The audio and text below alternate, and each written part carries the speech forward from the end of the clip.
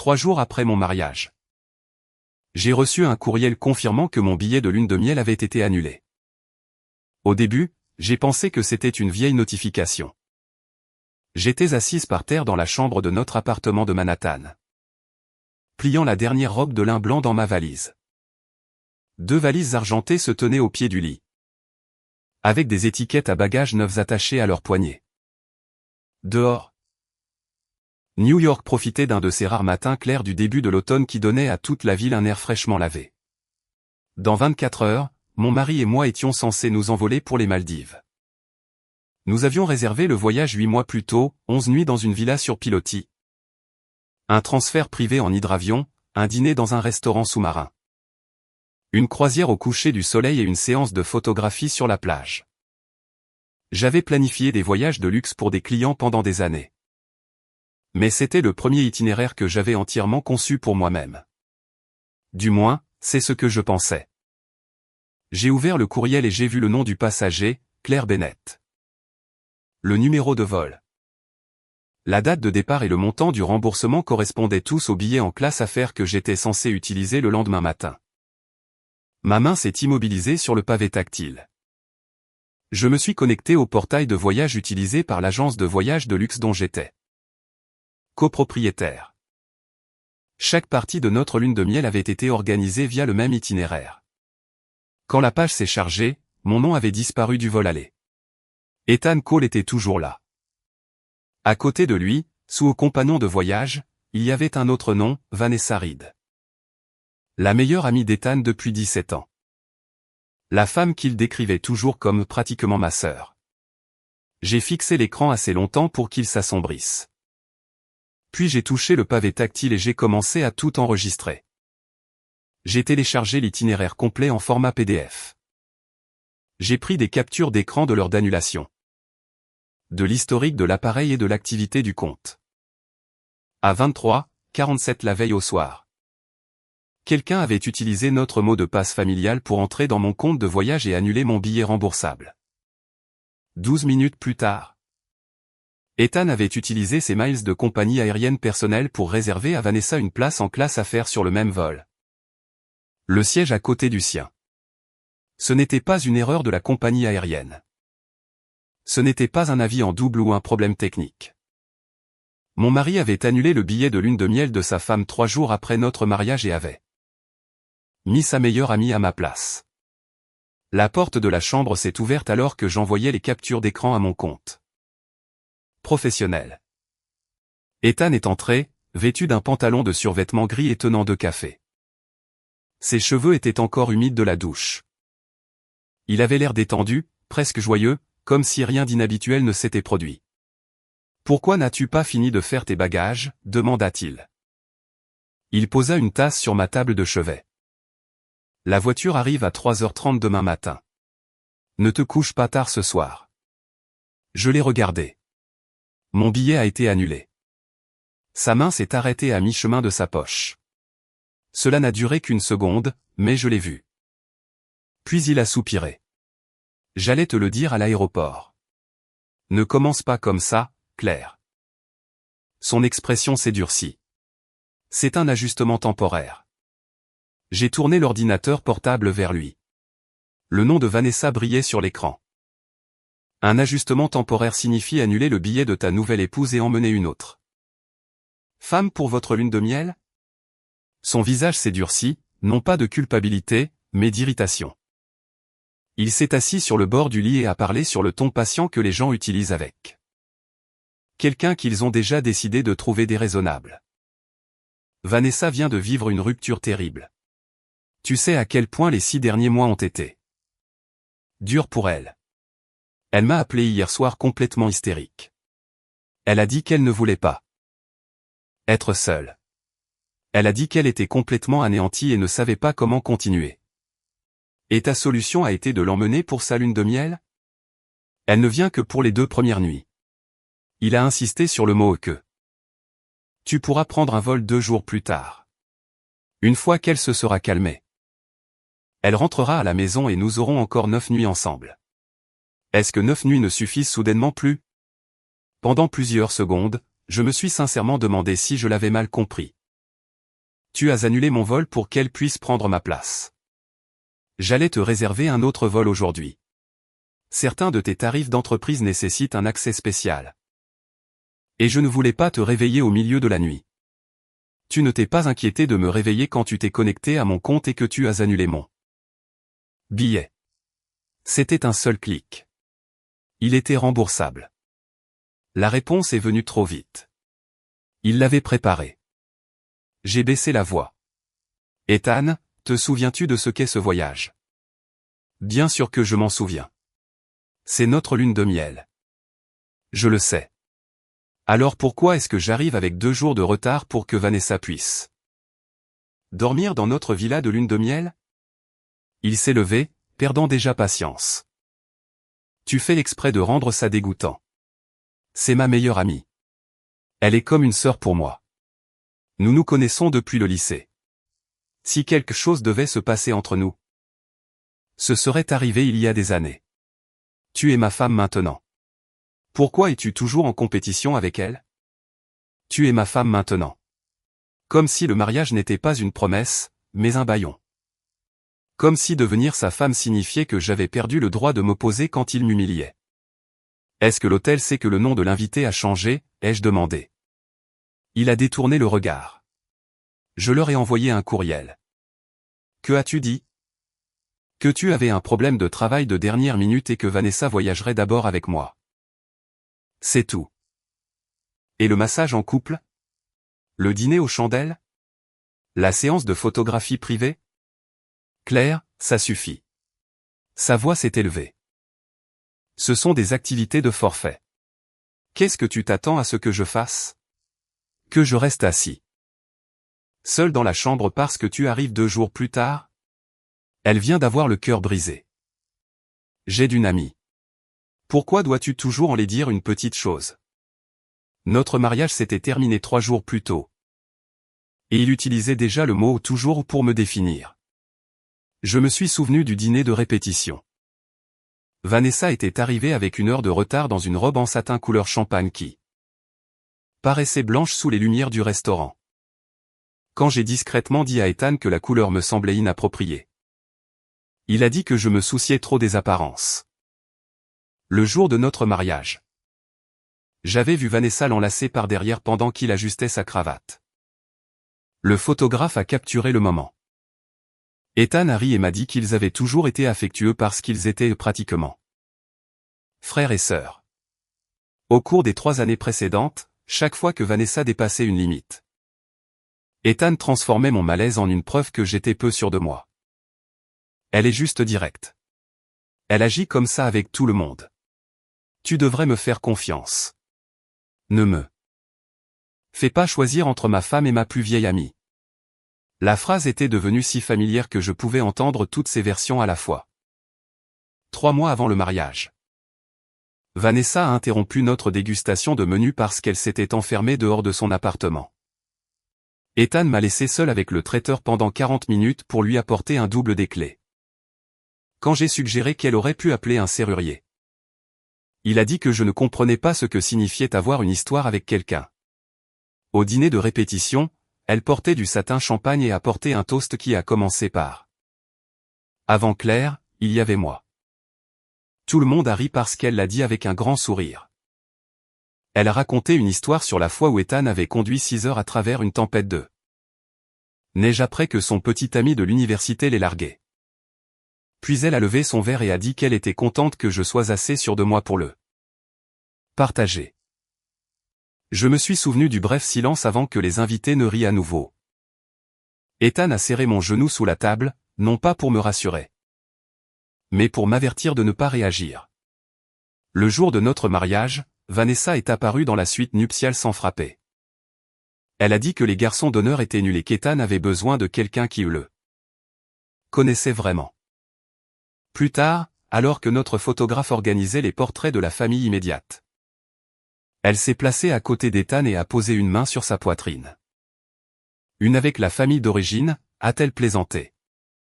Le photographe m'a regardé, attendant mes instructions. Avant que je puisse répondre, Ethan a tiré Vanessa dans le cadre. Ça lui fera plaisir, a-t-il chuchoté. Cette photographie existait quelque part dans les centaines d'images que nous n'avions pas encore reçues. Mon nouveau mari souriant à côté d'une autre femme tandis que son épouse se tenait juste en dehors du champ. Le pire moment est survenu pendant la réception. Au milieu du dîner, Vanessa a envoyé un message à Ethan disant qu'elle faisait une crise de panique dans le couloir de l'hôtel. Il a quitté notre table sans explication et est resté absent pendant 23 minutes.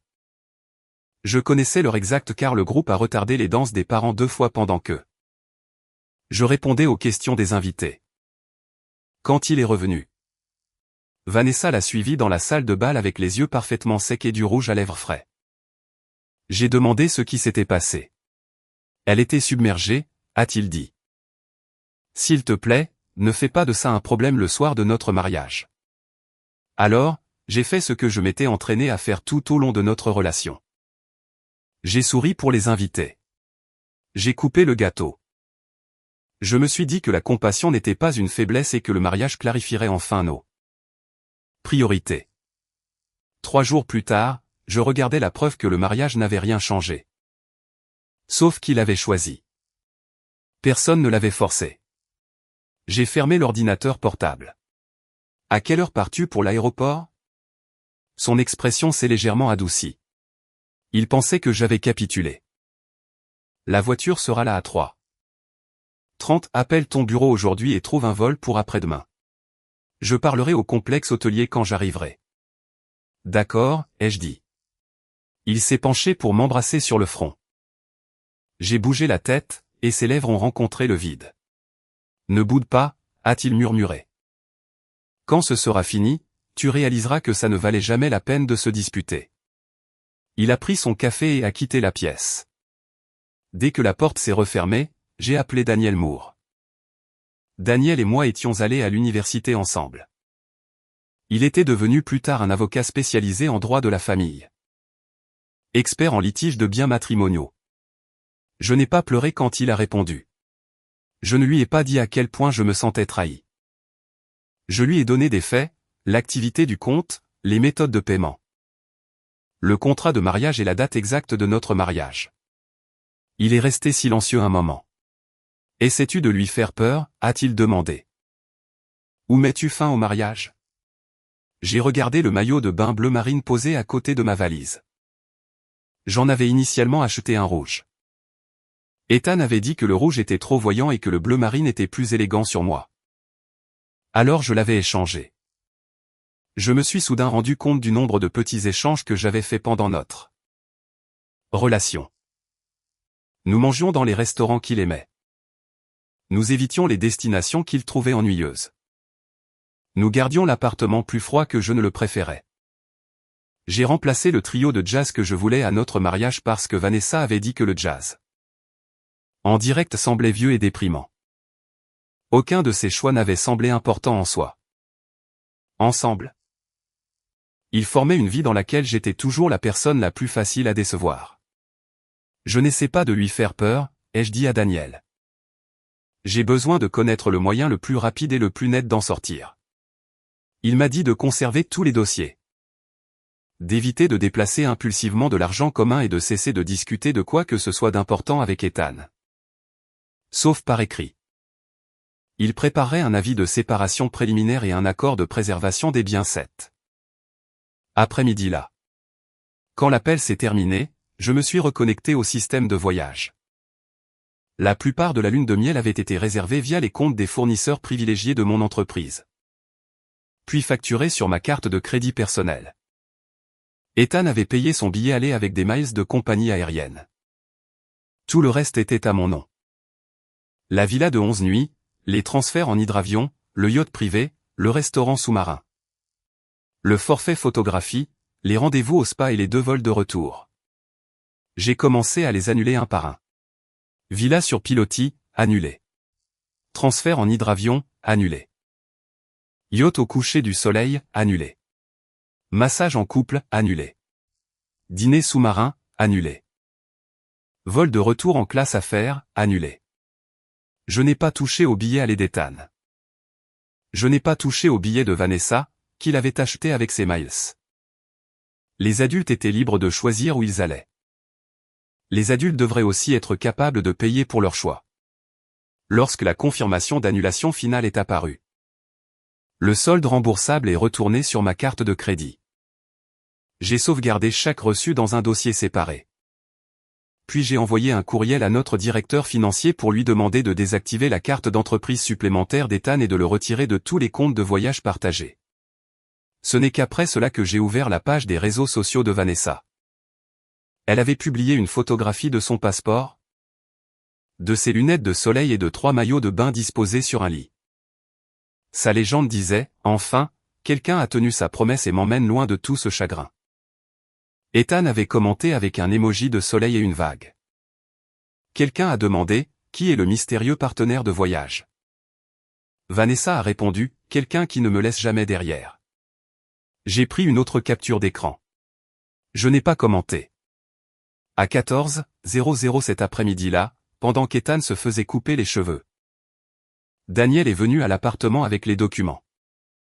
Notre contrat de mariage protégeait les parts de l'entreprise, le compte d'investissement et la compte sur le studio que j'avais acheté avant le mariage. Parce que le mariage légal n'avait duré que 3 jours.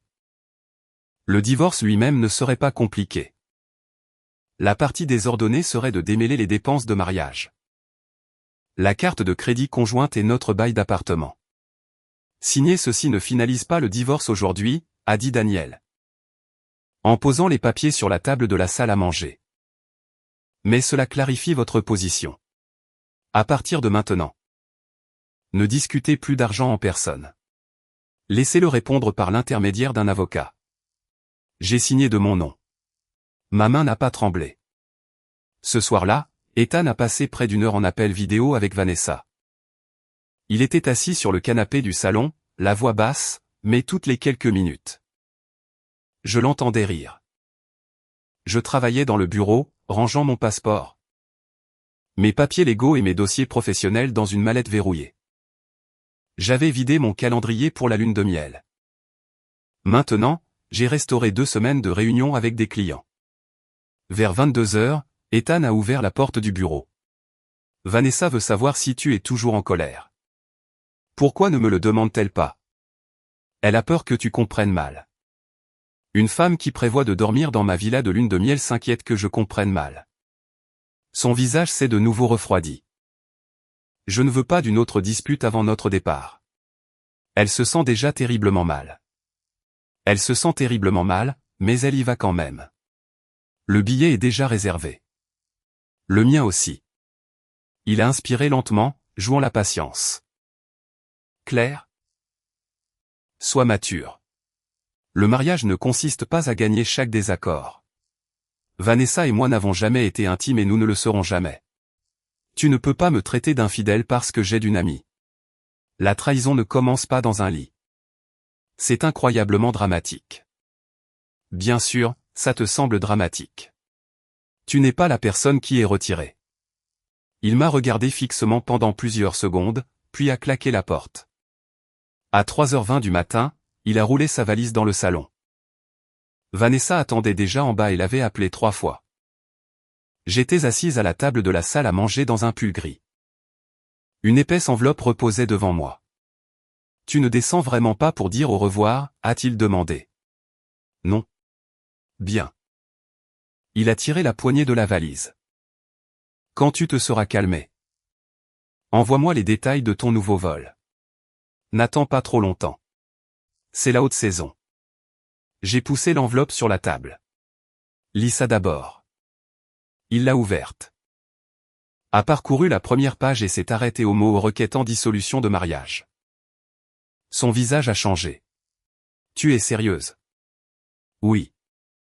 Il a jeté les papiers sur la table. « Arrête ça.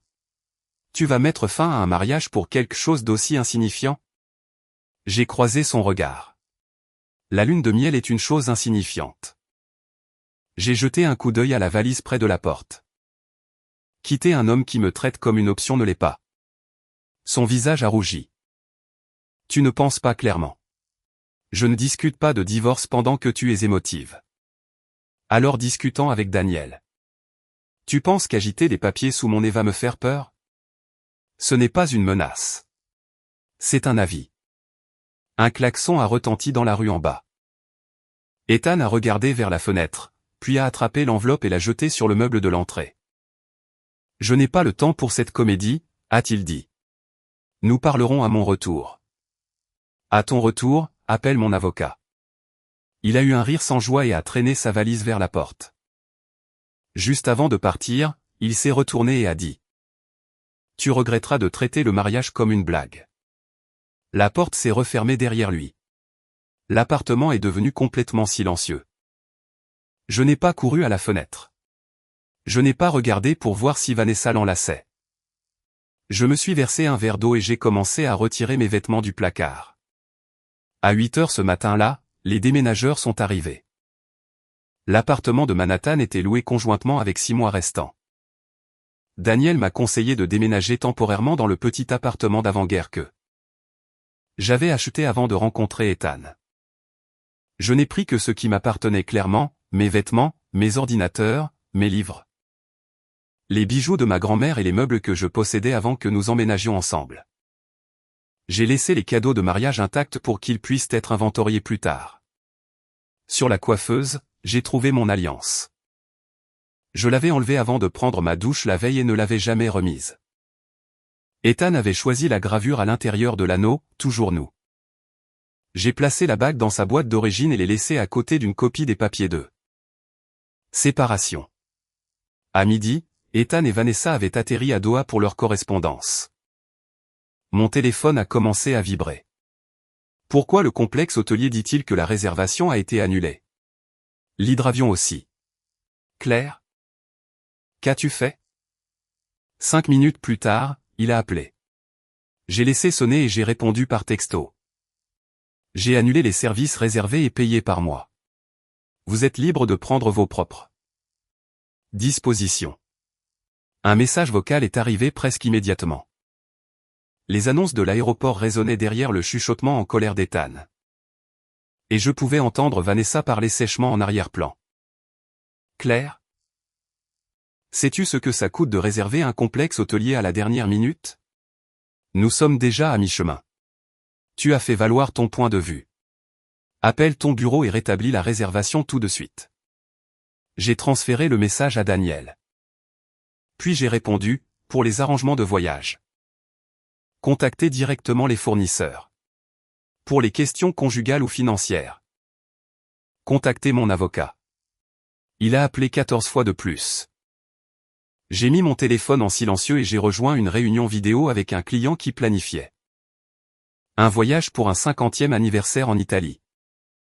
La femme voulait une villa en Toscane où les 3 générations de leur famille pourraient séjourner ensemble. Le mari n'arrêtait pas de demander si les chambres seraient assez chaudes pour elle parce qu'elle avait toujours froid. C'était une si petite considération qu'elle a failli me briser le cœur. Ce soir-là, je suis retourné à l'ancien appartement pour récupérer quelques dossiers professionnels. Sur le bureau se trouvait un iPad que nous avions utilisé pour la musique. Il était toujours connecté au compte cloud familial d'Ethan. J'ai ouvert les paramètres pour me déconnecter. Avant que je ne puisse le faire, l'écran de synchronisation des messages s'est actualisé. Le nom de Vanessa est apparu en haut. Son dernier message disait « Elle a vraiment tout annulé. Tu avais dit qu'elle serait en colère pendant 2 jours au maximum. » Ethan avait répondu « Elle essaie de me faire peur. Quand je rentrerai à la maison, elle cédera. » Je n'ai pas parcouru des années de conversations privées. J'ai d'abord appelé Daniel et lui ai demandé ce que je pouvais légalement conserver d'un appareil partagé dans notre maison. Suivant ses conseils, j'ai exporté uniquement les messages directement liés au plan de la lune de miel et aux dépenses communes. Ces messages montraient que la soi-disant urgence de dernière minute avait commencé au moins 2 semaines avant notre mariage. Vanessa avait envoyé à Ethan une photographie du complexe hôtelier des Maldives.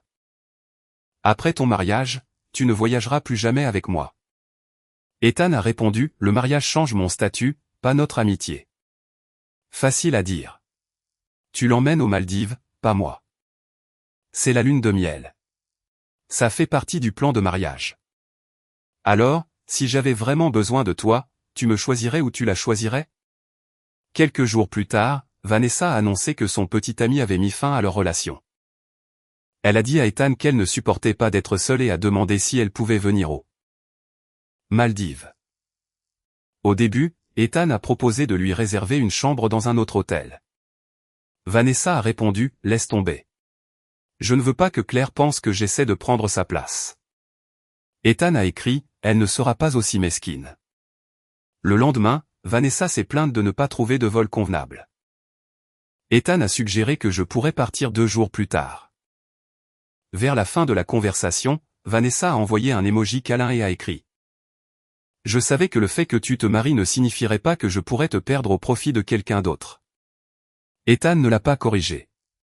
Il a envoyé un cœur. J'ai lu l'échange 2 fois. Je n'ai pas pleuré.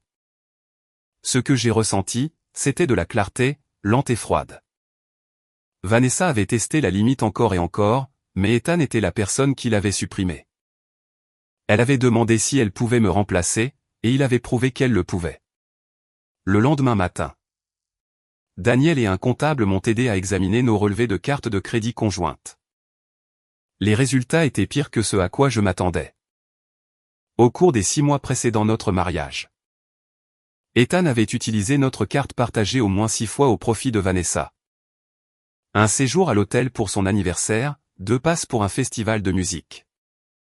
Un week-end de ski. Plusieurs dîners coûteux et un sac à main de créateur coûtant plus de $2000. Il avait étiqueté les frais comme divertissement client ou remboursement pour un ami. Il ne m'en avait jamais parlé. L'ironie était presque élégante. J'avais retiré une installation florale de notre mariage parce que nous dépassions le budget. Le montant que j'ai économisé était presque égal au prix du sac à main de Vanessa. Voulez-vous demander un remboursement, a demandé Daniel. Attribuer ses frais à sa part? Je ne veux pas de dommages et intérêts supplémentaires, ai-je dit. Je veux une séparation nette. Je n'essayais pas de profiter de la fin d'un mariage de 3 jours. Je refusais simplement de continuer à financer la relation d'Ethan avec une autre femme. Pendant ce temps, son voyage a commencé à s'effondrer en temps réel. Quand Ethan et Vanessa ont atteint Malais, presque tous les complexes hôteliers insulaires populaires étaient complets. Un bureau de service de l'aéroport a trouvé une chambre restante dans un hôtel d'affaires près du terminal. Elle coûtait presque 3 fois le tarif normal et exigeait un paiement intégral. La carte d'Ethan était proche de sa limite après le mariage. Son premier paiement a été refusé. L'excitation de Vanessa a rapidement disparu. Elle s'attendait à un hydravion privé, du champagne et une villa sur pilotis. Au lieu de cela, elle était assise dans un hall d'arrivée bondé pendant qu'Ethan se disputait avec sa banque au sujet d'une augmentation de crédit temporaire. Tu avais dit que tout le voyage était organisé, lui a-t-elle dit. Claire l'a annulé, mais tu m'as dit que tu l'avais réservé. Ethan n'avait pas de réponse. Cette nuit-là, ils se sont disputés à l'hôtel de l'aéroport. Vanessa a exigé qu'il trouve un vrai complexe hôtelier. Ethan lui a dit qu'elle devrait payer la moitié. Avant minuit, Ethan m'a appelé depuis la chambre d'hôtel. J'ai failli l'ignorer.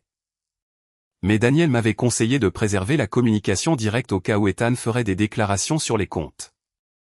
J'ai répondu et j'ai immédiatement commencé un enregistrement via le service d'enregistrement d'appel légal que Daniel avait recommandé après avoir confirmé les règles de consentement de New York. Ethan n'a pas dit bonjour. Le complexe hôtelier dit que la villa a été attribuée à quelqu'un d'autre, a-t-il dit. Ils peuvent nous mettre sur une liste d'attente. Mais votre agence doit les contacter. Dites à votre manager que c'était un malentendu. Ce n'était pas un malentendu. Claire, nous sommes dans un autre pays. C'était votre décision.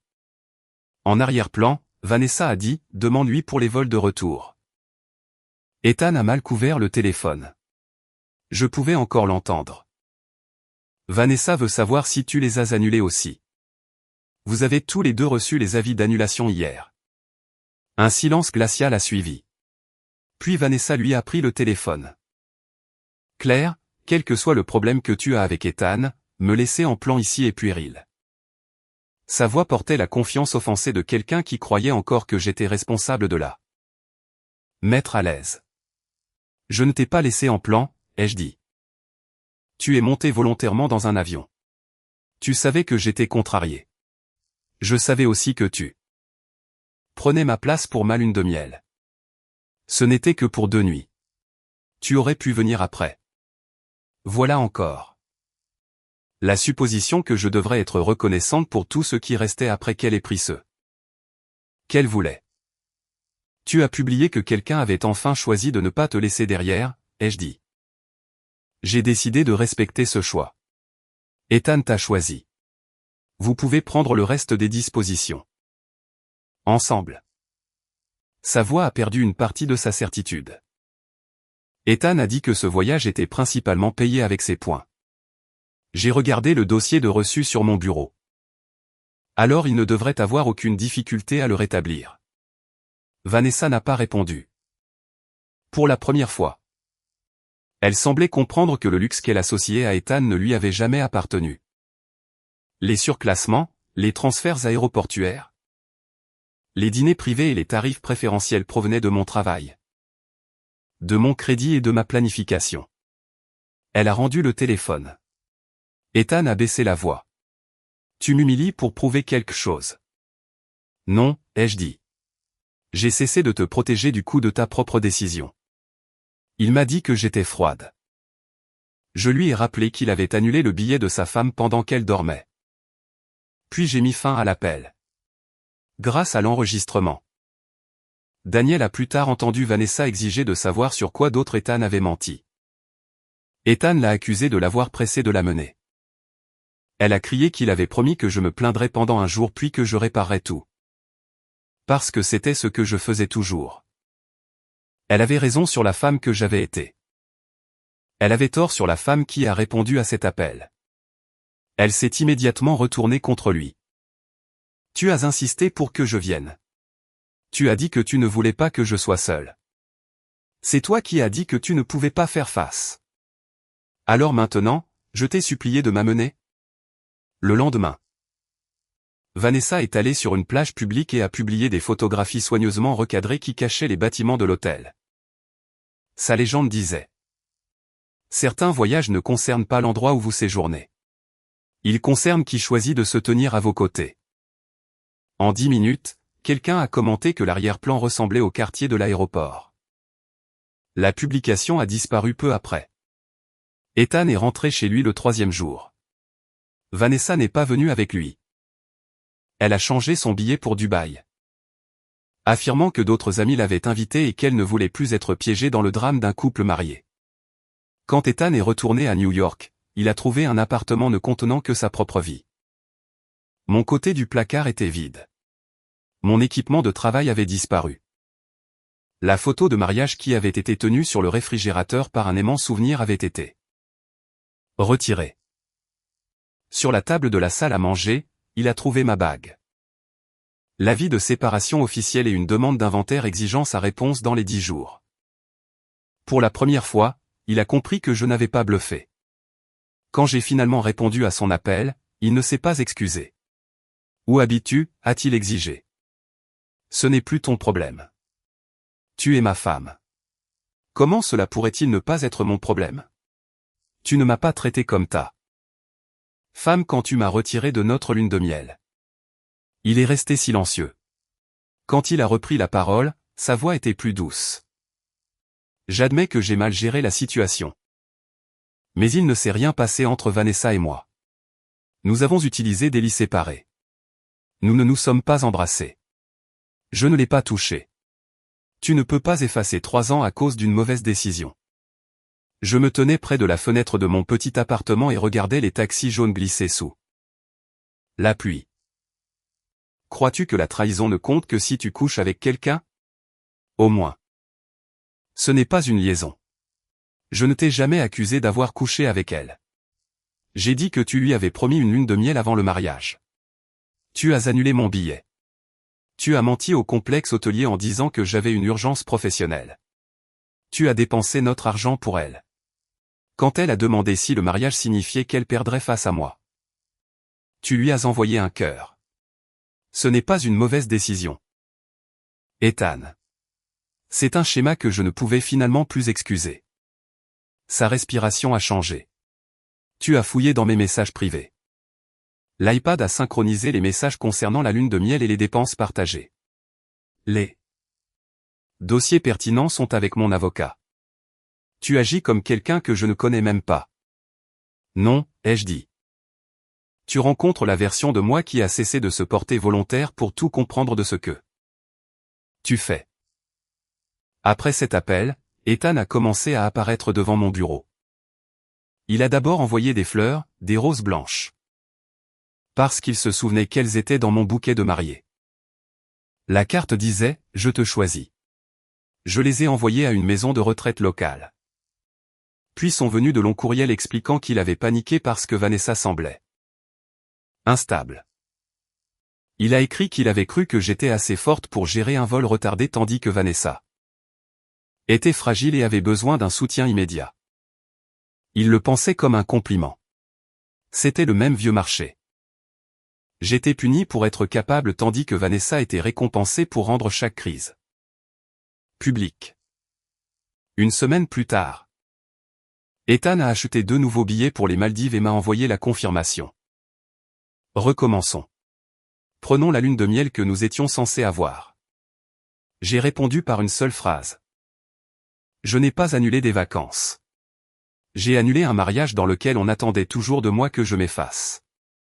Le lendemain matin, il a envoyé un autre message, j'ai complètement coupé Vanessa de ma vie. À l'heure du déjeuner, Vanessa avait envoyé un courriel à plusieurs de nos amis communs. Son message était long et soigneusement blessé. Elle affirmait n'avoir jamais voulu s'ingérer dans notre mariage. Selon elle, Ethan avait insisté pour qu'elle vienne parce qu'il était trop dépendant d'elle et n'avait jamais respecté sa tentative de garder ses distances après le mariage.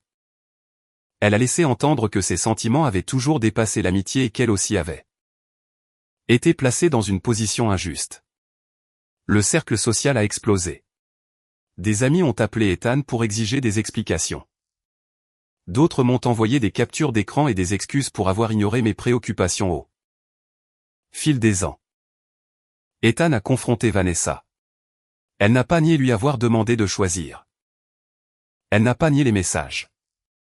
Au lieu de cela, elle a dit « Tu as annulé le billet de Claire. Tu as menti au complexe hôtelier. Tu as utilisé l'argent de ta femme pour créer le voyage. Maintenant, tu veux me blâmer parce qu'elle t'a quitté? Tu savais que c'était notre lune de miel. Et alors? J'ai demandé si tu me choisirais. Et tu l'as fait. Est-ce que je t'ai mis un pistolet sur la tempe? » Pour une fois, Ethan n'avait aucune défense. Il avait passé 17 ans à profiter de la dépendance de Vanessa. Chaque rupture la faisait courir vers lui. Chaque crise lui permettait de se sentir essentiel, protecteur et irremplaçable. J'étais différente. Je gérais mon entreprise, mon hypothèque, mes impôts et mes urgences. Ethan disait souvent qu'il admirait mon indépendance. Mais il en voulait aussi de ne pas avoir besoin d'être secouru. Vanessa le faisait se sentir comme un héros. Je faisais fonctionner sa vie. Il avait supposé qu'il pourrait conserver les 2 avantages pour toujours. 6 semaines après le mariage, notre médiation officielle était prévue. Ethan est arrivé avec sa mère, Margaret. Au mariage, Margaret m'avait tenu les mains et m'avait dit qu'elle avait enfin la fille qu'elle avait toujours voulu. Maintenant, elle était assise en face de moi dans une salle de conférence et me demandait de ne pas détruire un mariage pour une décision de voyage immature. Les hommes ne comprennent pas toujours ce que les femmes considèrent comme important. A-t-elle dit doucement. Ethan considère Vanessa comme de la famille depuis qu'ils sont enfants. Il essayait d'aider. Il nie. Avait aucune intention malveillante. Le mariage exige le pardon. Je n'ai pas argumenté. J'ai placé l'historique de compte imprimé sur la table. Il a commencé à planifier cela 2 semaines avant notre mariage, ai-je dit. Le 3e jour du mariage, il a annulé mon billet. A dit au complexe hôtelier que j'avais une urgence professionnelle et a fait en sorte que Vanessa utilise la villa de lune de miel. Il n'a pas oublié de considérer mes sentiments. Il les a considérés et a décidé qu'ils comptaient moins. Margaret a ouvert la bouche, puis l'a refermée. J'ai placé les relevés de carte de crédit conjointe à côté de l'itinéraire. Pendant 6 mois, il a utilisé l'argent commun pour ses hôtels, ses voyages, ses repas et ses cadeaux. J'ai retiré des fleurs que je voulais de notre mariage pour respecter le budget pendant qu'il lui achetait un sac à main à 2000 $.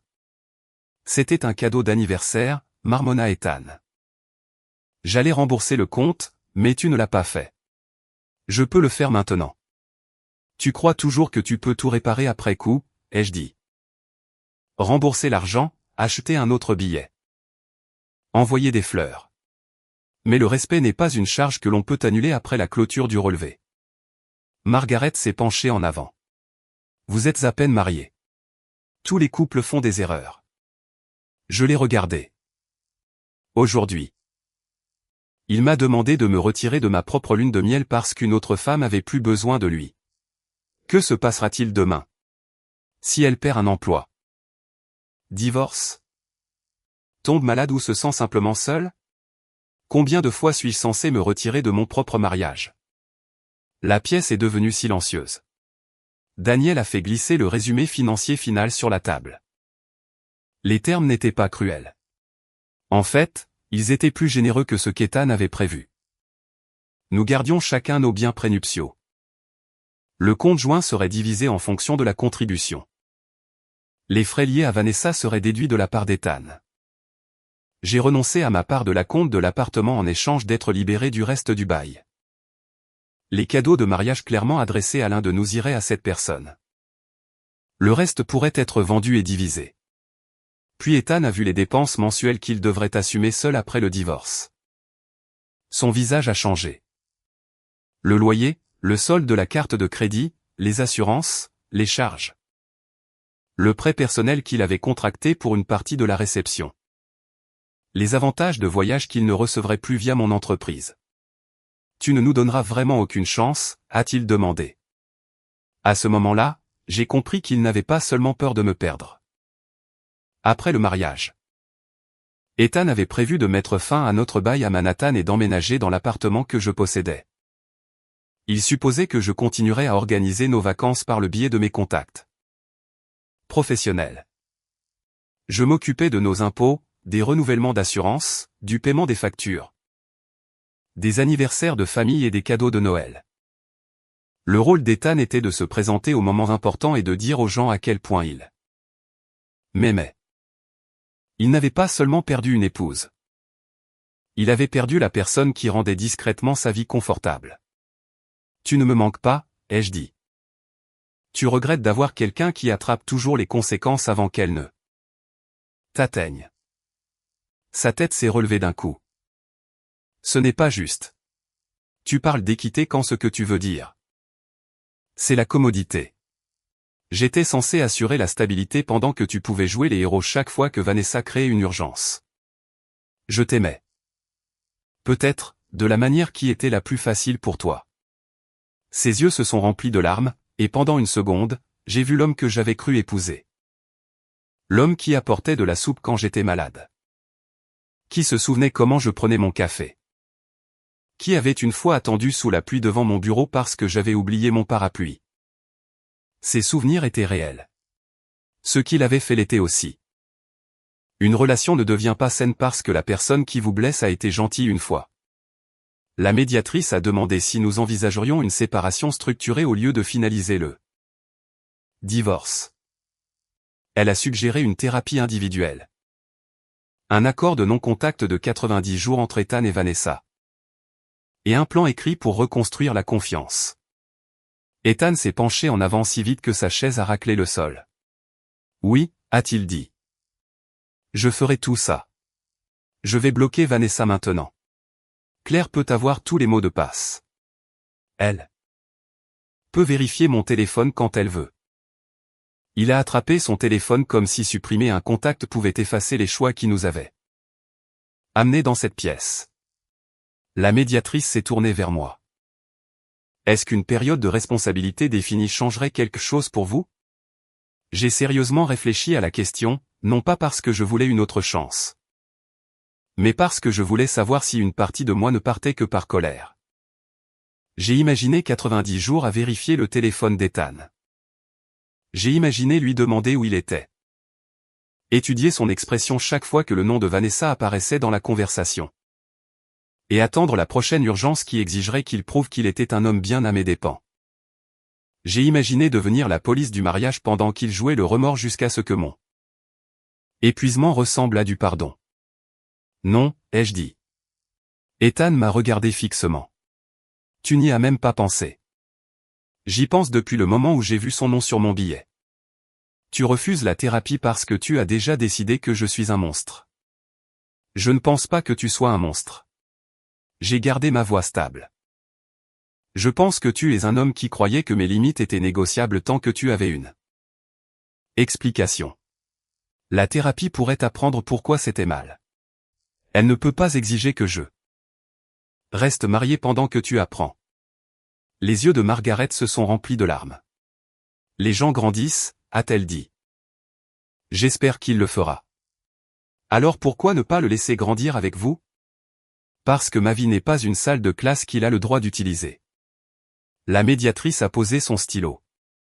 Ethan a baissé les yeux sur ses mains. Donc aucune punition ne te satisfera. C'est là le problème, ai-je dit. Tu penses toujours que c'est une punition. Je ne pars pas pour te faire souffrir. Je pars parce que je crois enfin ce que tes actions m'ont dit sur le mariage. Il s'attendait à de la colère parce que la colère pouvait être négociée. Il pouvait attendre qu'elle se calme, acheter des fleurs, remplacer le billet et déclarer la crise terminée. Ce à quoi il ne s'était pas préparé, c'était la clarté. La médiation s'est terminée peu après. Dans le couloir, Ethan m'a rattrapé avant l'arrivée de l'ascenseur. Claire, attends. Il a tendu son téléphone. Les 2 nouveaux billets pour les Maldives étaient toujours actifs. Je ne les ai pas annulés, a-t-il dit. Nous pouvons partir quand tu veux. Pas de Vanessa, pas de famille. Personne d'autre. Juste nous. Nous pouvons enfin avoir le voyage que nous avions prévu. J'ai regardé la destination sur l'écran et je n'ai rien ressenti. Je pensais que les Maldives seraient l'endroit où notre mariage commencerait, ai-je dit. Maintenant. Ce sera toujours l'endroit où tu m'as effacé de ma propre lune de miel pour qu'une autre femme puisse prouver qu'elle comptait plus. Je peux passer le reste de ma vie à me faire pardonner. Je ne veux pas passer le reste de ma vie à vérifier si tu as appris à me respecter. Les portes de l'ascenseur se sont ouvertes. Ethan a tendu la main vers mon bras, puis s'est arrêté avant de me toucher. Avait-il quelque chose que j'aurais pu faire après cette nuit-là? Je suis entré dans l'ascenseur et lui ai fait face. Tu aurais pu rester. Les portes se sont refermées entre nous. Notre divorce est devenu définitif 4 mois après le mariage. Il n'y a pas eu de tempête ce jour-là. Pas de confrontation dramatique devant le palais de justice. Pas d'aveu de dernière minute de Vanessa. Pas de foule attendant de voir si je changerais d'avis. J'ai signé la dernière page dans le bureau de Daniel. Les remercier et je suis allé dans un café voisin pour un chocolat chaud. Puis je suis retourné au travail. Je m'attendais à m'effondrer à un moment symbolique. Au lieu de cela, ce qui est arrivé était calme. New York ne s'est pas arrêté parce que mon mariage s'est terminé. Le métro est resté bondé. Les clients ont changé leurs itinéraires à la dernière minute. Le fleuriste en bas mettait les bouquets invendus dehors à prix réduit chaque soir. Ma vie n'avait pas été détruite. Elle avait été retirée de la mauvaise voie avant que je n'aie voyagé trop loin pour faire demi-tour. Les premières semaines n'ont pas été faciles. Je me réveillais parfois à 3h30 du matin, l'heure exacte où Ethan était parti pour l'aéroport. Et je tendais la main vers le côté vide du lit. J'ai trouvé des cartes de remerciement de mariage dans un tiroir et j'ai pleuré sur la liste des non. J'ai changé mon contact d'urgence sur les formulaires médicaux et j'ai eu honte de voir à quel point cette simple ligne faisait mal. Certains amis s'attendaient à ce que je célèbre constamment parce que j'avais été forte. La force, pour eux, signifiait ne ressentir aucun chagrin. Mais quitter la mauvaise personne n'efface pas l'avenir que vous pensiez avoir. J'ai pleuré les enfants dont nous avions discuté, la maison que nous avions imaginée. Les matins de Noël qui n'arriveraient jamais. J'ai pleuré la version d'Ethan qui existait dans mes attentes. Ce que je n'ai pas pleuré, c'est ma décision. Ethan a envoyé des courriels pendant plusieurs mois. Au début, ils étaient pleins de colère. Il a accusé Daniel de m'avoir retourné contre lui. Il a dit que Vanessa l'avait manipulé. Il a dit que mon entreprise m'avait trop facilité la tâche pour le punir financièrement. Plus tard, ces messages sont devenus des excuses. Il a écrit qu'il avait commencé une thérapie. Il a admis qu'être nécessaire à Vanessa l'avait fait se sentir puissant. Il a dit qu'il avait confondu secourir quelqu'un avec l'aimer et qu'il avait pris ma compétence pour la preuve que je ne pouvais pas être blessé. Un message était presque assez honnête pour me tenter. Presque. Mais la perspicacité après les conséquences n'est pas la même chose que le caractère avant elle. Je n'ai pas répondu. Vanessa a disparu de la plupart de notre cercle social commun. Sa relation avec Ethan n'est pas devenue romantique après le divorce. Sans moi comme personne à vaincre, le drame a perdu son but. Elle a déménagé à Los Angeles quelques mois plus tard et publiait fréquemment sur la protection de sa paix. Je n'avais aucun intérêt à suivre sa vie. Ma guérison n'exigeait pas sa punition. Elle exigeait son insignifiance. En janvier, j'ai planifié un voyage pour moi-même. Je n'ai pas réservé à nouveau les Maldives. Cette eau bleue n'appartenait plus à mes rêves. Au lieu de cela, j'ai choisi l'Islande, un endroit que je voulais visiter depuis des années. Ethan détestait le froid. Il n'a jamais compris pourquoi quelqu'un dépenserait de l'argent pour rester dans l'obscurité, en espérant voir une lumière qui pourrait ne pas apparaître. Chaque fois que nous discutions de l'Islande, il suggérait un endroit plus chaud. Et je la retirais de la liste. Cette fois, je n'ai demandé l'avis de personne. J'ai réservé un petit hôtel à Reykjavik, un spa géothermique. Une marche sur un glacier et 3 nuits à la campagne pendant la meilleure fenêtre disponible pour les aurores boréales. J'ai acheté le manteau rouge qu'Ethan avait dit un jour être trop vif pour moi. À la réception de l'hôtel, la réceptionniste a vérifié ma réservation. Un seul invité ? A-t-elle demandé. Oui, ai-je dit. Juste moi. Les mots m'ont fait sourire. Je n'étais pas seul parce que j'avais été abandonné. J'étais seul parce que je ne cédais plus ma place à personne. Les 2 premières nuits étaient nuageuses. La 3e nuit, notre guide nous a conduits bien au-delà des lumières de la ville. Nous nous tenions à côté d'un champ enneigé sous un ciel si noir qu'il semblait infini. Le froid pénétrait à travers mes gants et mes bottes. Autour de moi, des inconnus tapaient des pieds et tenaient des tasses de café. Pendant près d'1 heure, rien ne s'est passé.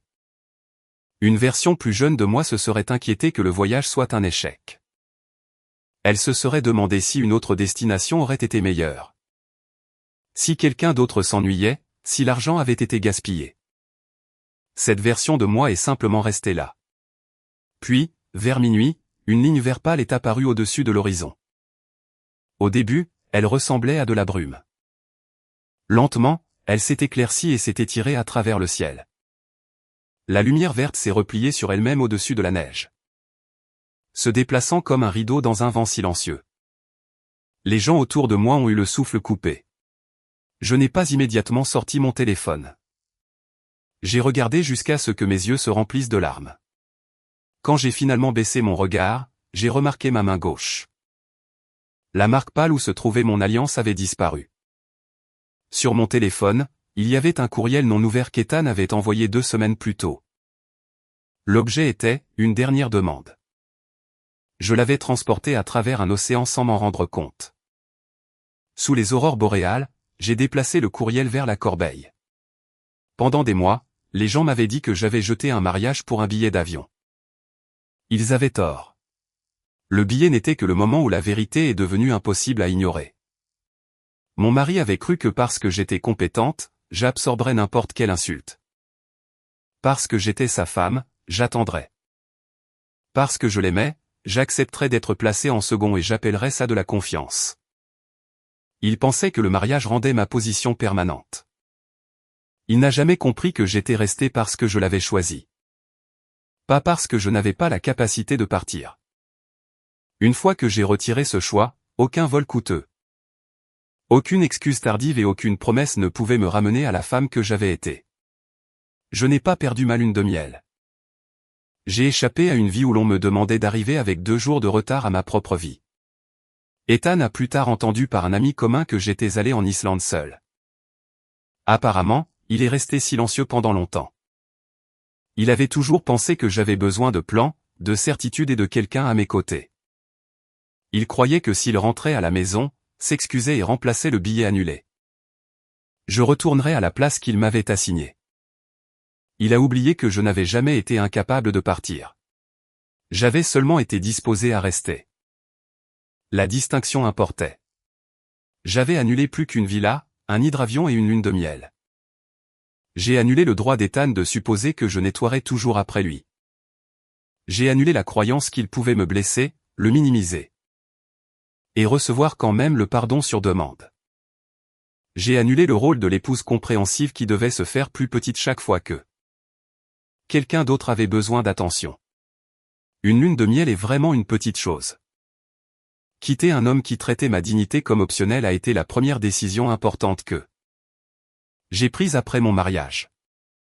Cette histoire est entièrement fictive et destinée uniquement à des fins de divertissement et d'éducation.